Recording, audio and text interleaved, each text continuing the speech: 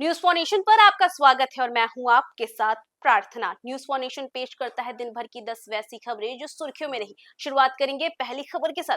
मोतिहारी के कोटवा थाना क्षेत्र स्थित NH 28 के डिपो मोड़ पर एक भीषण सड़क हादसे में 5 लोगों की मौके पर ही दर्दनाक मौत हो गई। एक अनियंत्रित यूपी नंबर के ट्रक ने तेज रफ्तार में 8 बाइक और एक ई रिक्शा को रौंद दिया।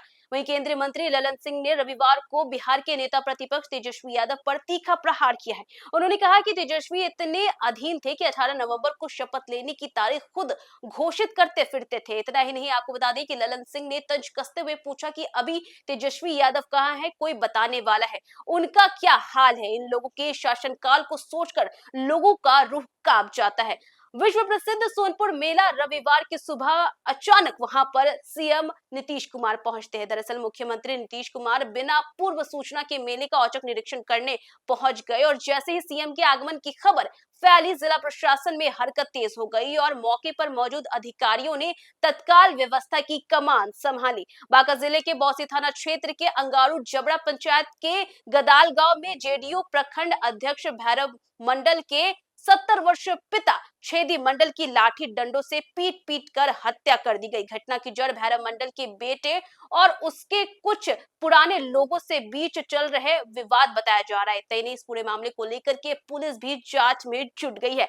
बिहार की सत्ताधारी पार्टी बीजेपी के प्रदेश अध्यक्ष दिलीप जायसवाल ने जमीयत उलेमा ए हिंद के प्रमुख मौलाना महमूद मदनी के जिहाद वाले विवादित बयान पर हमला बोला है। उन्होंने कहा है कि मौलाना मदनी की इस देश को जरूरत नहीं है। दरअसल मौलाना मदनी ने कहा था कि लव जिहाद, लैंड जिहाद, थूक जिहाद जैसे शब्द मुसलमानों को बदनाम करने के लिए गढ़े गए हैं। इस्लाम में जिहाद का मतलब अन्याय और जुल्म के खिलाफ संघर्ष है। जब जब जुल्म होगा तब तब जिहाद होगा। दिल्ली में हाल ही में हुए बम धमाके के बाद पूरे देश में सुरक्षा एजेंसी अलर्ट पर है और इसी कड़ी में खगड़िया में रविवार की अहले सुबह एनआईए द्वारा की गई हाई प्रोफाइल छापेमारी जिसने पूरे इलाके में सनसनी फैला दी। एनआईए की टीम रविवार के तड़के करीब 3 बजे पहुंची और इतना ही नहीं, आपको बता दी कि सेवानिवृत्त पोस्ट मास्टर मोहम्मद हादी के घर पर लगभग 5 घंटे तक छापेमारी करती रही।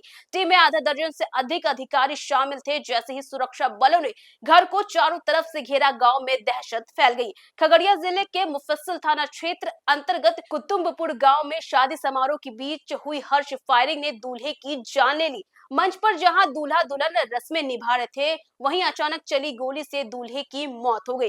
कल से शुरू होने वाले बिहार विधानसभा के सत्र के मद्देनजर विधानसभा को हाईटेक बना दिया गया है, जहां सवाल पूछने से लेकर के सवाल के जवाब पाने तक की पूरी प्रक्रिया अब डिजिटल होगी। दरअसल विधानसभा में अब हर विधायक की सीट पर टैबलेट लगाए गए हैं। विधायक अपना भाषण, नोटिस और सवाल नेवा ऐप में अपलोड करेंगे। मंत्री भी टैबलेट के माध्यम से ही सवालों की जवाब देंगे। विधानसभा अध्यक्ष से लेकर के सचिवालय के कर्मियों तक सभी को टैबलेट दे दिए गए हैं। बिहार में एक बार फिर शिक्षा विभाग अपने एक्शन मोड में है और शिक्षा विभाग ने सख्त आदेश देकर के ये साफ किया है कि जो भी शिक्षक गलत दस्तावेज पर नियुक्त हुए हैं उनकी नौकरी जाएगी और उन पर शिक्षकों से वेतन की वसूली भी की जाएगी। शिक्षा विभाग के इस आदेश से शिक्षकों में हड़कंप मच गया। शिक्षा विभाग ने सभी अधिकारियों को 1 माह में सत्यापन करने का आदेश दिया। वहीं चलते हैं 10वीं और आखिरी खबर की ओर। महीने के शुरुआत के साथ ही कई अहम बदलाव किए जाते हैं और ऐसे में 1 दिसंबर से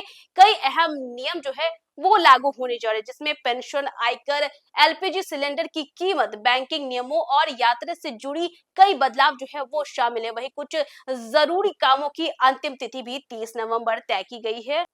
तो ये थी दिन भर की 10 वैसी खबरें जो सुर्खियों में रही। फिलहाल के लिए बस इतना ही। न्यूज फॉर नेशन पे खबरों का सिलसिला जारी रहेगा। तब तक के लिए नमस्कार।